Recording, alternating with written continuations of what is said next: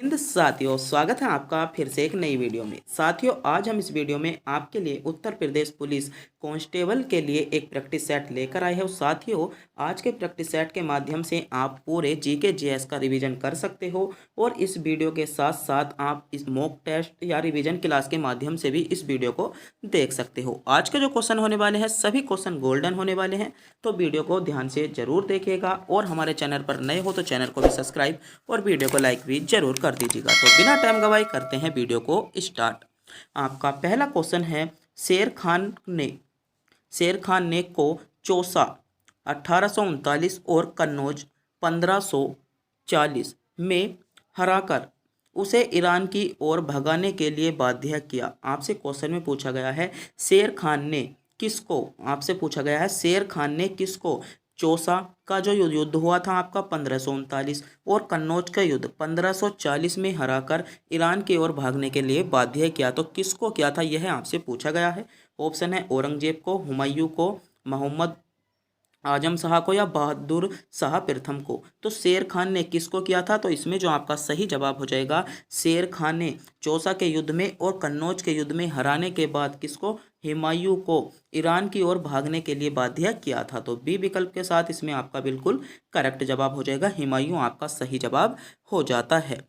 बात कर लेते हैं इसे शेर शाह की जो उपाधि दी गई थी, इसके बाद जब शेर खान ने किसे, हुमायूं को हरा दिया था और इसे ईरान की ओर भागने के लिए बाध्य दिया गया था, तो तब क्या है, शेर खान को किसे शेरशाह की उपाधि दी गई थी। किसकी उपाधि दी गई थी, शेर शाह की उपाधि दी थी और इसने सूर्य वंश की स्थापना की थी। और कभी कभी क्वेश्चन आपसे पूछ लिया जाता है कौन किसके पिता थे। अधिकतर बच्चे यहाँ पर कंफ्यूज हो जाते हैं, तो इसके लिए हम आपके लिए एक ट्रिक लेकर आए हैं, BHAJSA बादशाह। हर वीडियो में हम जहां भी क्वेश्चन आते हैं रिपीट कराते हैं, क्योंकि अधिकतर बच्चे कंफ्यूज हो जाते हैं कौन किसका पिता था। तो बी से आपका बाबर हो जाएगा, एच से हुमायूं हो जाता है, आपका क्या हो जाएगा, अकबर हो जाएगा, जहांगीर हो जाएगा, शाहजहां हो जाएगा और औरंगजेब हो जाएगा।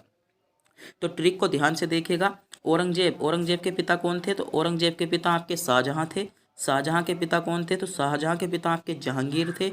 जहांगीर के पिता कौन थे, अकबर थे। और अकबर के पिता कौन थे, हुमायूं थे। और हुमायूं के पिता कौन थे, बाबर थे। और बाबर के पिता कौन हो जाते हैं, उमर शेख मिर्जा आपके हो जाते हैं। तो इस ट्रिक के माध्यम से आप पता कर सकते हो कि कौन किसका पिता था। अधिकतर बच्चे यहाँ पर कंफ्यूज हो जाते हैं और कई बार क्वेश्चन पूछ लिया जाता है और गलत कर आते हैं। तो मेरे दोस्तों, आज की जो वीडियो होने वाली है आपके रिवीजन मात्र होने वाली है।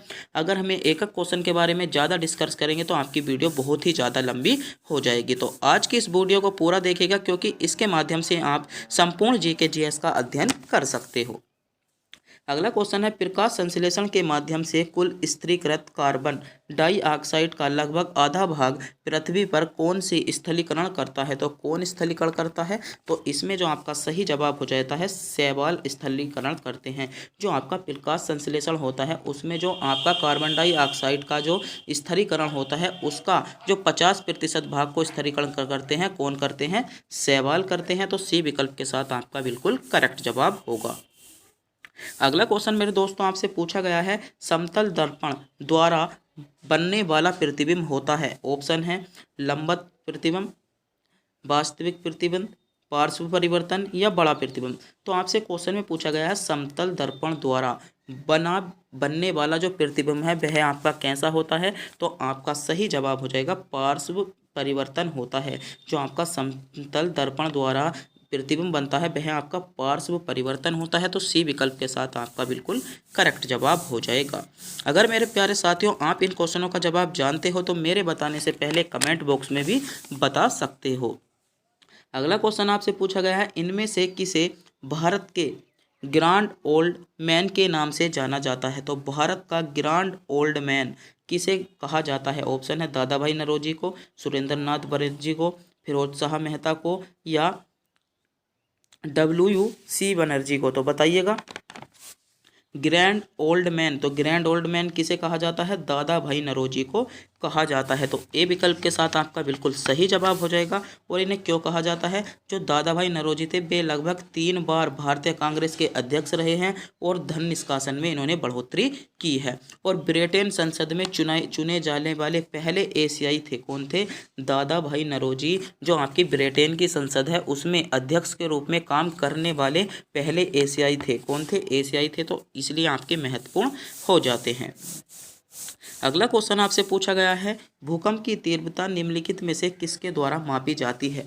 तो विकल्प आपके सामने शो हो रहे हैं, 4 विकल्प आपको दिए गए हैं। सोचिएगा, समझिएगा, क्वेश्चन पर विचार कीजिएगा, क्योंकि क्लास आपकी रिवीजन के लिए होने वाली है, मॉक टेस्ट इसे समझ सकते हैं। आप ही जितने क्वेश्चन बताएंगे उतना ही पेपर आप अच्छा कर पाएंगे। तो बताइएगा, भूकंप हम किसके द्वारा मापते हैं? तो भूकंप हम जो मापते हैं सिस्मोग्राफ द्वारा मापते हैं। तो डी विकल्प की ओर जा रहे सभी बच्चों का जवाब बिल्कुल करेक्ट जवाब होगा, जिन बच्चों ने विकल्प डी को चुना है।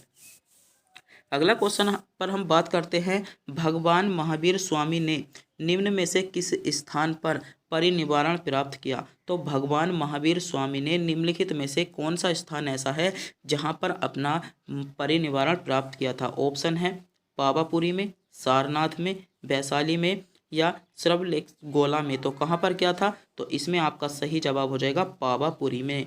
भगवान जो महावीर स्वामी थे उन्होंने जो अपना परिनिर्वाण प्राप्त किया था पावापुरी में किया था। तो ए विकल्प इसमें आपका सही जवाब हो जाएगा। और भगवान जो महावीर स्वामी थे वे कौन से तीर्थंकर थे? तो 24वें तीर्थंकर थे। जैन धर्म के कौन से तीर्थंकर थे? 24वें तीर्थंकर आपका सही जवाब हो जाएगा। अगला क्वेश्चन आपसे पूछा गया है, संविधान सभा का संवैधानिक सलाहकार कौन था? ऑप्शन है Pandit Jawaharlal Nehru, doctor BR Ambedkar, sir CV Raman या श्री KM मुंशी। बताइएगा, संविधान सभा का जो संवैधानिक सलाहकार था वह आपका कौन था? बताइएगा, अधिकतर बच्चे यहाँ पर भी कंफ्यूज होते हैं। तो जो संवैधानिक सभा का जो आपका सलाहकार था वह कौन था? तो सर BN रमन इसमें सी विकल्प के साथ आपका सही जवाब हो जाएगा। और जो डॉक्टर भीमराव अंबेडकर थे वे आपके प्रारूप समिति के अध्यक्ष थे। और भारतीय संविधान का पितामह किसे कहा जाता है? तो डॉक्टर भीमराव अंबेडकर को ही भारतीय संविधान का पितामह कहा जाता है। अगला क्वेश्चन आपसे पूछा गया है, नौसेना, सैन्य और वायुसेना का कार्य भारतीय संविधान की समवर्ती अनुसूची में दी गई सूची में सूचीबद्ध है। ऑप्शन है केंद्रीय सूची में, राज्य सूची में, विश्व सूची में या समवर्ती सूची में। तो क्वेश्चन आपसे पूछा गया है, नौसेना, सैन्य और वायुसेना का जो जिक्र दिया गया है वह आपको कौन सी अनुसूची में दिया गया है? तो कौन सी अनुसूची में दिया गया है? तो इसमें आपका सही जवाब हो जाता है केंद्रीय अनुसूची में दिया गया है, यानी इसमें ए विकल्प के साथ आपका बिल्कुल करेक्ट जवाब हो जाएगा। अगला क्वेश्चन आपसे पूछा जा रहा है, क्लोरोफाइसी के सदस्य का प्राय शैवाल कहते हैं? हरा, भूरा, लाल या पीला? तो कैसा शैवाल कहते हैं? तो इसमें आपका सही जवाब हो जाएगा हरा शैवाल कहते हैं।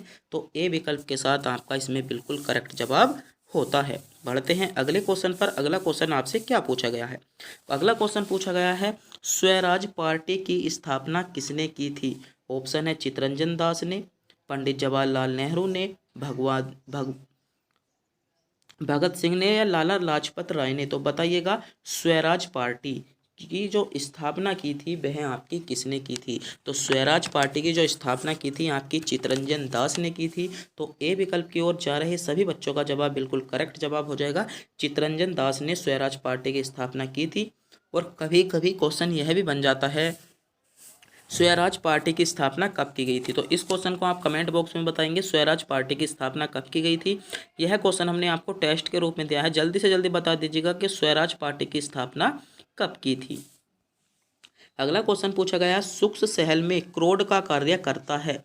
ऑप्शन है कॉपर क्षण, जिंक का पात्र, ग्रेफाइट क्षण या इनमें से कोई नहीं। तो जो आपके सूक्ष्म सेल होते हैं उसमें जो कैथोड का कार्य करता है, उसमें जो कैथोड का कार्य करता है कौन करता है? तो ग्रेफाइट क्षण आपका कैथोड का कार्य करता है। तो सी विकल्प के साथ इसमें आपका बिल्कुल सही जवाब हो जाता है।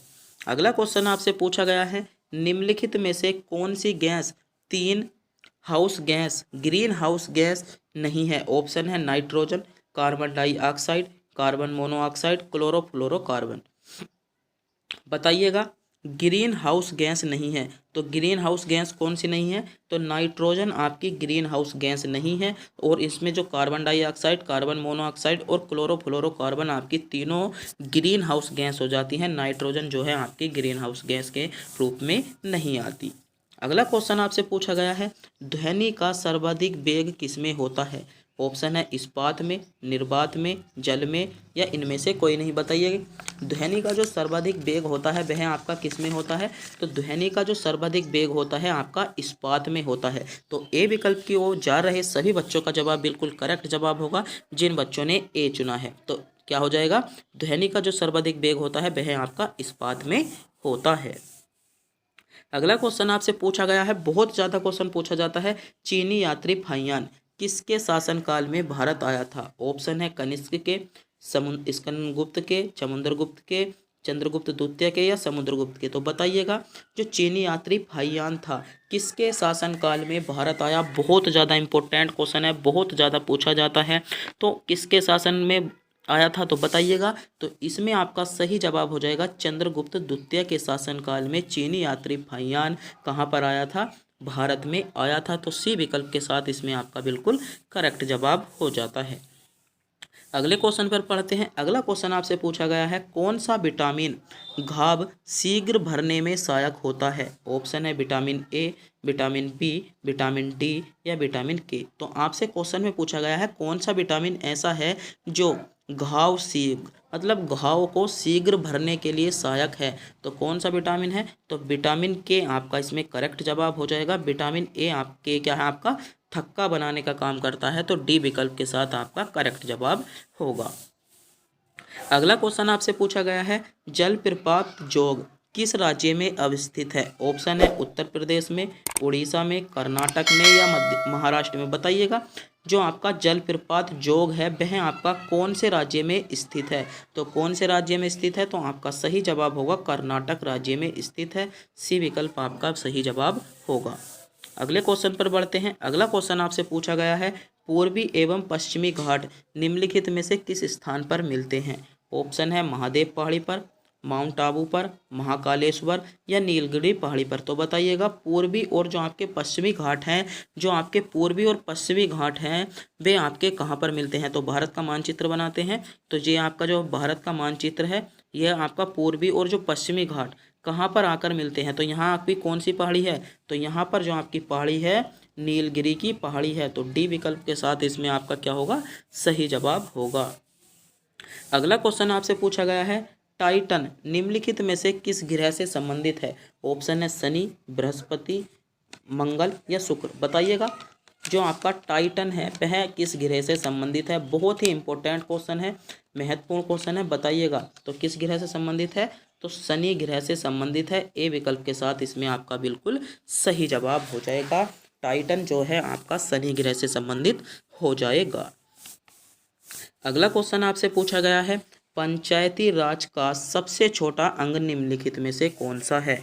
ऑप्शन है जिला परिषद, पंचायत समिति, ग्राम या ग्राम पंचायत।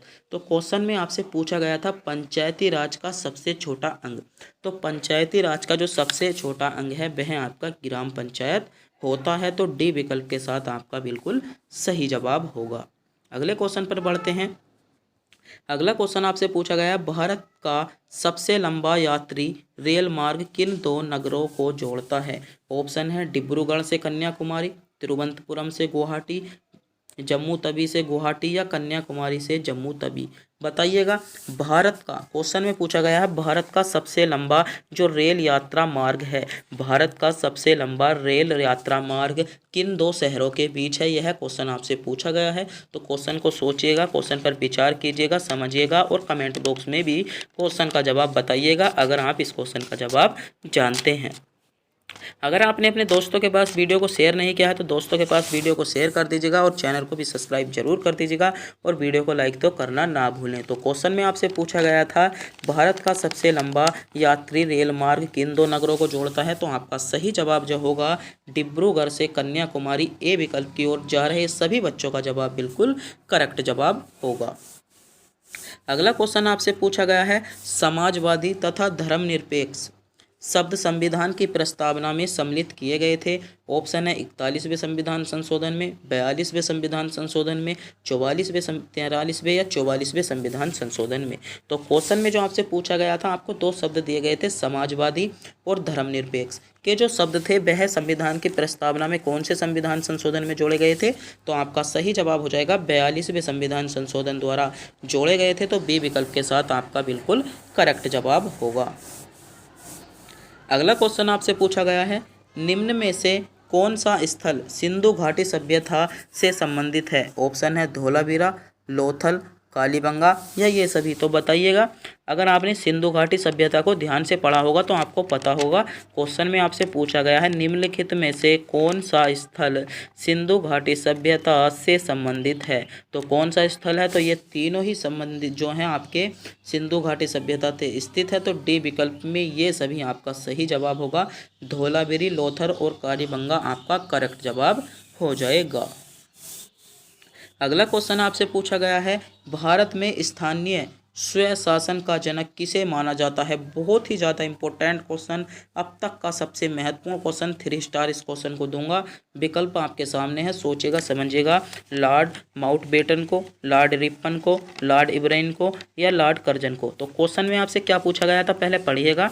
भारत के स्थानीय स्वशासन का जो जनक माना जाता है, किसको माना जाता है? तो भारत में जो स्थानीय स्वशासन का जनक माना गया है वह आपका लॉर्ड रिपन को माना गया है। तो बी विकल्प के साथ इसमें आपका करेक्ट जवाब हो जाएगा। लॉर्ड रिपन को भारत में क्या है, स्थानीय स्वशासन का जनक माना गया है। अगला क्वेश्चन आपसे पूछा गया है, भारत आने वाले प्रथम यूरोपीय कौन थे? ऑप्शन है फ्रांसीसी, अंग्रेज, स्पेनिश या पुर्तगाली। तो क्वेश्चन में पूछा गया है भारत में आने वाले, जो भारत में सबसे पहले आए थे, कौन से यूरोपीय आए थे? तो कौन से यूरोपीय आए थे? तो पुर्तगाली भारत में सबसे पहले आए थे। कब? 1498 में। कब आए थे? 1498 में। थोड़ी सी मिस्टेक हो गई। भारत में सबसे पहले पुर्तगाली आए थे आपके 1498 में। तो डी विकल्प के साथ आपका करेक्ट जवाब होगा। अगला क्वेश्चन बहुत ही ज़्यादा इंपॉर्टेंट क्वेश्चन, बहुत ही ज़्यादा सेलेक्टेड क्वेश्चन है। इस क्वेश्चन को स्टार दूंगा, नोट कर लीजिएगा। भारतीय कांग्रेस, जो भारतीय राष्ट्रीय कांग्रेस की स्थापना निम्नलिखित में से किसने की? तो जो भारतीय राष्ट्रीय कांग्रेस की स्थापना की थी, WUC बनर्जी ने, AO ह्यू ने, केशव चंद्र सेन ने या दादा भाई नौरोजी ने। तो भारतीय राष्ट्रीय जो कांग्रेस की स्थापना की थी वह आपकी AO ह्यूम ने की थी। तो बी विकल्प इसमें आपका सही जवाब होगा। अगला क्वेश्चन आपसे पूछा गया है, सबसे पहला दादा साहेब फाल्के पुरस्कार किसे दिया गया था? तो सबसे पहला जो दादा साहेब फाल्के पुरस्कार दिया गया था वह आपका किसको दिया गया था? मनोज कुमार को, अमिताभ बच्चन को, नरगिस दत्त को या देवकी रानी को या देविका रानी को। तो किसको दिया गया था? तो देविका रानी को सबसे पहले दादा साहेब फाल्के पुरस्कार दिया गया था। तो डी विकल्प इसमें आपका सही जवाब होगा। अगला क्वेश्चन आपसे पूछा गया है, निम्नलिखित में से कौन सी रबी की फसल नहीं है? ऑप्शन है गेहूं, चना, सरसों, चावल। तो बताइएगा कौन सी फसल आपकी रबी की फसल नहीं है? क्वेश्चन में आपसे पूछा गया है। तो रबी की फसल आपकी कौन सी नहीं है? तो चावल आपकी रबी की फसल नहीं है। डी विकल्प इसमें आपका करेक्ट जवाब होगा। अगला क्वेश्चन पूछा गया है, विश्व का सबसे बड़ा महासागर कौन सा है? ऑप्शन है प्रशांत महासागर, हिंद महासागर, आर्कटिक महासागर या आर्कटिक महासागर। तो विश्व का जो आपका सबसे बड़ा महासागर है, कौन सा महासागर है? प्रशांत महासागर आपका विश्व का सबसे बड़ा महासागर हो जाता है। तो ए विकल्प इसमें आपका सही जवाब होगा। अगला क्वेश्चन आपसे पूछा गया है, विश्व का सबसे अधिक जनसंख्या वाला शहर है? ऑप्शन है कोलकाता, संघई, टोक्यो या कराची। बताइएगा विश्व का सबसे अधिक जनसंख्या वाला शहर आपका कौन सा है? तो विश्व में जो सबसे अधिक जनसंख्या वाला शहर है आपका टोक्यो है। सी विकल्प के साथ आपका सही जवाब होगा। अगला क्वेश्चन आपसे पूछा गया है, लोकसभा के लिए निर्वाचित किए जाने वाले संसद सदस्यों की अधिकतम संख्या कितनी होती है? ऑप्शन है 510, 520, 550 या 590। पॉलिटी से क्वेश्चन आपसे पूछा गया है, भारतीय संविधान से क्वेश्चन पूछा गया है। सोचिएगा, समझिएगा। आपको पता होगा कि लोकसभा के लिए जो निर्वाचित किए जाने वाले सदस्यों की संख्या होती है वह आपकी 550 होती है। तो सी विकल्प आपका करेक्ट जवाब होगा। बात कर लेते हैं राज्यसभा में, तो राज्यसभा में आपके 250 होते हैं। उत्तर प्रदेश में लोकसभा के कुल कितने सदस्य हैं, तो उत्तर प्रदेश में आपके लोकसभा के कुल 80 सदस्य हैं और राज्यसभा के जो सदस्य हैं वह आपके 31 सदस्य हैं। तो इन बातों का भी आपको इस क्वेश्चन के साथ पता होना चाहिए। अगला क्वेश्चन पूछा गया है, निम्नलिखित में से सिख धर्म के संस्थापक कौन थे। ऑप्शन है गुरु नानक साहब, गुरु गोविंद सिंह, गुरु अर्जुन देव या गुरु रामदास। क्वेश्चन आपके सामने है, सोचिएगा, समझिएगा, क्वेश्चन पर विचार कीजिएगा और हमें भी क्वेश्चन को बताइएगा। निम्नलिखित में से सिख धर्म के जो संस्थापक थे किसे माना जाता है, तो आपका सही जवाब हो जाएगा गुरु नानक देव को माना जाता है। ए विकल्प के साथ आपका बिल्कुल करेक्ट जवाब होगा। अगला क्वेश्चन आपसे पूछा गया है, निम्नलिखित में से कौन सा लोक नृत्य जम्मू और कश्मीर से संबंधित है। ऑप्शन है झोरा, विधि, सुईसिनी या रहू। तो कौन सा लोक नृत्य ऐसा है जो आपका जम्मू और कश्मीर से संबंधित है, तो रहूप नृत्य जो है वह आपका जम्मू और कश्मीर से संबंधित है। डी विकल्प आपका करेक्ट जवाब होगा। अगला क्वेश्चन आपसे पूछा गया है, पौधों की पत्तियों का हरा रंग किसके कारण होता है। ऑप्शन है लोहे की उपस्थिति के कारण, क्लोरोफिल के कारण, कैल्शियम के कारण या फास्फोरस के कारण। तो बायोलॉजी से क्वेश्चन पूछा गया है।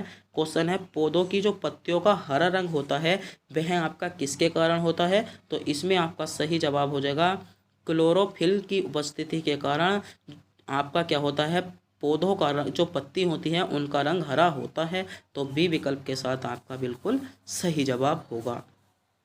अगला क्वेश्चन आपसे पूछा गया है, विश्व शिक्षक दिवस कब मनाया जाता है। ऑप्शन है 5 सितंबर को, 5 अक्टूबर को, 7 दिसंबर को या 5 जून को। तो बताइएगा विश्व शिक्षा दिवस कब मनाया जाता है। तो विश्व शिक्षा दिवस जो मनाया जाता है आपका सही जवाब हो जाएगा 5 अक्टूबर को विश्व शिक्षा दिवस मनाया जाता है। तो बी विकल्प के साथ आपका करेक्ट जवाब होगा।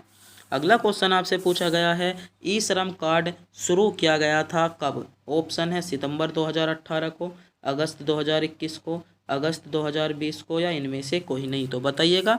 तो ई श्रम कार्ड की जो शुरुआत की गई थी वह आपकी अगस्त 2021 में की गई थी। बी विकल्प के साथ आपका करेक्ट जवाब होगा। अगला क्वेश्चन पूछा गया है, सार्क की स्थापना कब हुई। तो सार्क की स्थापना दिसंबर 1985, सितंबर 1984, जून 1986 या 1980। तो बताइएगा दिसंबर 1985 में आपकी सार्क की स्थापना की गई थी, जो ए विकल्प के साथ आपका करेक्ट जवाब हो जाता है। अगले क्वेश्चन पर बढ़ते हैं। अगला क्वेश्चन है आपका, वस्तु एवं सेवा कर लागू जीएसटी भारत में कब किया। जो आपका जीएसटी लागू की गई थी कब की गई थी, 10 जुलाई 2016 को, 1 जुलाई 2017 को, 12 मार्च 2018 या 15 अप्रैल 2019। तो 1 जुलाई 2017 को आपकी जीएसटी लागू की गई थी। बी विकल्प के साथ आपका करेक्ट जवाब होगा। और आज की वीडियो का अंतिम क्वेश्चन आपके स्क्रीन पर आ चुका है। क्वेश्चन है, निम्नलिखित में से किस देश की मुद्रा सुम है। ऑप्शन है तुर्कमेनिस्तान, तजाकिस्तान, कजाकिस्तान या उज्बेकिस्तान। तो बताइएगा। तो सुम जो मुद्रा है आपकी उज्बेकिस्तान की है। डी विकल्प के साथ आपका करेक्ट जवाब हो जाता है। तो डी विकल्प आपका सही होगा। तो मेरे दोस्तों, आज हमें इस वीडियो में 38 क्वेश्चन आपको रिवीजन करा चुके हैं और पूरे जीएस की नॉलेज हमने आपको करा दी है। अगर आपको भी वीडियो अच्छी लगी हो तो वीडियो को लाइक और हमारे चैनल पर नए हो तो चैनल को सब्सक्राइब जरूर कर दीजिएगा और अपने दोस्तों के पास वीडियो को शेयर जरूर कर दीजिएगा। और कमेंट बॉक्स में यह बताना ना भूलें कि आप इनमें 38 क्वेश्चनों में से कितने क्वेश्चनों का जवाब जानते थे, आपके कितने क्वेश्चन सही गए। तो कमेंट बॉक्स में बता दीजिएगा आपका स्कोर क्या रहा। तो तब तक के लिए मिलते हैं अगली वीडियो में।